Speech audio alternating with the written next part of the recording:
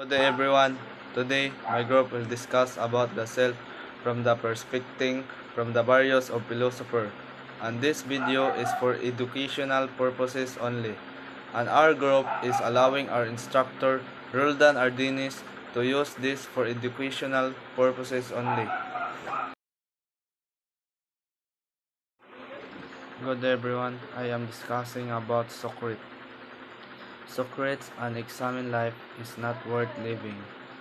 This has been interpreted to mean a life enriched by thinking about things that matter, values, aims, society. Socrates is said to have exclaimed that an unexamined life is not worth living. This has been interpreted to mean a life enriched by thinking about things that matter, values, aims, society. It is important to use our highly developed faculty of thought to raise our existence above that of mere creatures. Simply eating, sleeping, working, and procreating can distinguish us from animals. Without thinking, life are not worth living. An examined life helps in delivering love, hatred, generosity, and joy at the right time, the right place, and to the deserving stakeholders. It helps in believing, learning, and bettering. Plato, the self as an immortal soul like Socrates. Plato believes that the self is synonymous with the soul. His philosophy can be explained as a process of a self-knowledge, and theoretically he introduced the idea of an their parts soul, self-reason, physical appetite, and spirit or passion. The self has an immortal soul as a soul can live in the world without a body, for it is considered as a unity of body and self. It is an immortal element of man which governs and defines himself. We all know that we are created in the image and likeness of God, for we are created towards the good. What is meaning of immortal and soul? The meaning is the spiritual part of a person that some people believe continues, that exists in some form after their body has died, or the part of a person that is not physical and experiences deep feelings. See more at soul. I'm going to discuss Aristotle. The soul is the essence of the self. Aristotle is a concept of the self is hylomorphic, that is, the self or the human person is composed of body and soul. The two are inseparable, thus we cannot talk about the self with a soul only, a self with a body only. For Aristotle, the self is essentially body and soul. A soul, Aristotle says, is the actuality of a body that has life, where life means the capacity for self-sustenance, growth, and reproduction. If one regards a living substance, a composite of matter and form, then the soul is the form of a natural, or something says organic body. Aristotle regarded psychology as a part of a natural philosophy, and he wrote much about the philosophy of mind.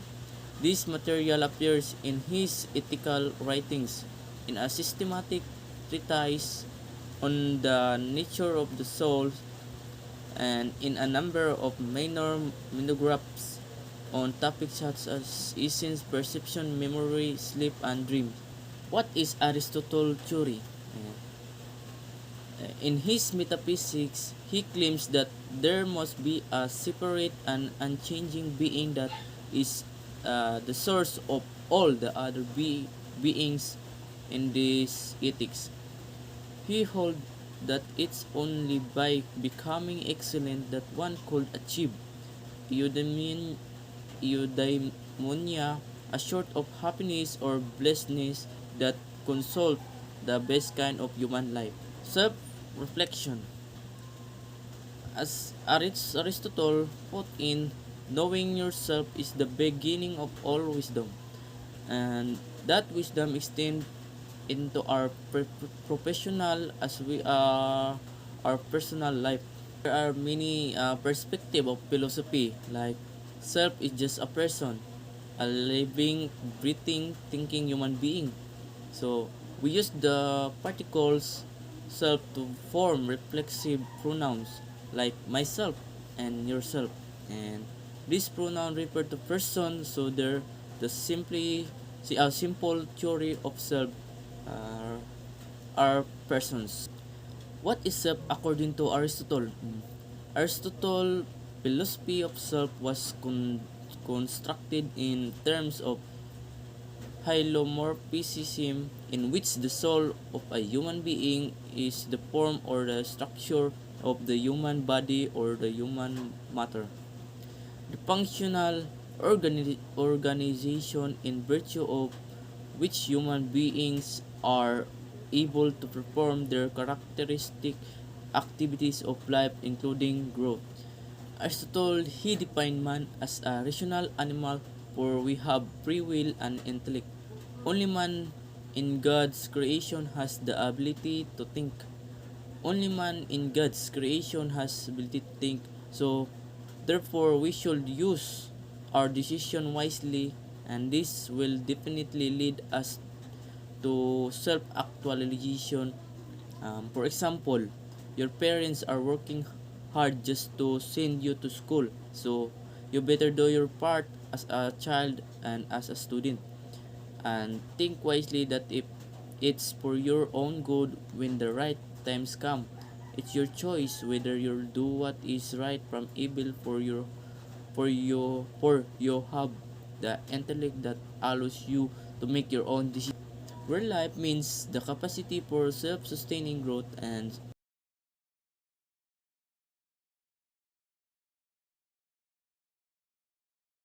Saint Augustine, the self as an immortal soul, in contrast with some modern definition of self. Augustine sees the self as being open to a relationship with God. He has two ways of conceptualizing the self as radically oriented to God, namely self-presentation and self-realization. Augustine's own life experience led him to the realization that in our innermost selves, we were made for God and nothing less than God can fulfill. The human soul at once takes his further and sees self-knowledge as lifelong quest. Knowledge of ourselves is primarily an innermost thing, but through our interaction with the external world, we learn more about ourselves. Discuss about Sigmund Freud. The self is multi-layered. Freud's view of the self was multi-layered, divided among the conscious and preconscious and unconscious. He explained his psychological model in the following passage from his An Outline of Psychoanalysis.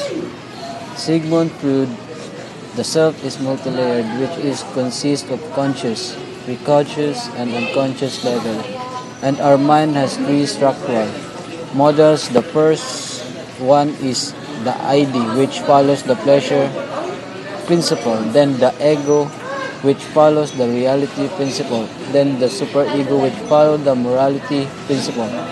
What does the self multi-layered mean? There are many different aspects of our self depending on our genes, our environment, our relationships, our health, our education, our job, our belief, our emotions, and our past experience. All of these factors come together and influence each other to create you as you perceive yourself. Sigmund Freud believes that if you have a strong sense of self or ego, you're capable of understanding your own needs and also intuiting the limit that society puts on you. If you have strong sense of self, you can move freely through life.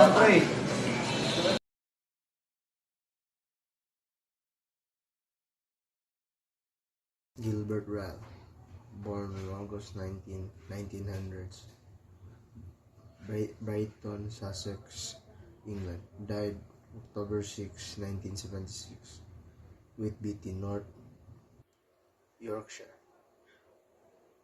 a British philosopher, leading figure in the Oxford philosophy or ordinary language movement. Ryle gained first-class honors at Queen's College, Oxford, and became a lecturer at Christ Church College in 1924. Throughout his career, which remained centered at Oxford, he attended as Wayne Flett, Professor of Metaphysical Philosophy, 1945 to 1968. In his writings and as an editor of the journal Mind, to dissipate confusions arising from the misapplication of language. Ryle's first book was The Concept of Mind. It is considered a modern classic. In it, he challenged the traditional distinction between body and mind as delineated by René Descartes. Traditional Cartesian dualism, Ryle says, perpetrates a serious confusion when looking beyond the human body, which means exists in space and is subject to mechanical laws. It views the mind as an additional mysterious things, not subjects to observation or to mechanical law, rather than as the form or organizing principle of the body. What Ryle deems to be logically incoherent dogma of Cartesianism, he labels as the doctrine of the ghost in the machine.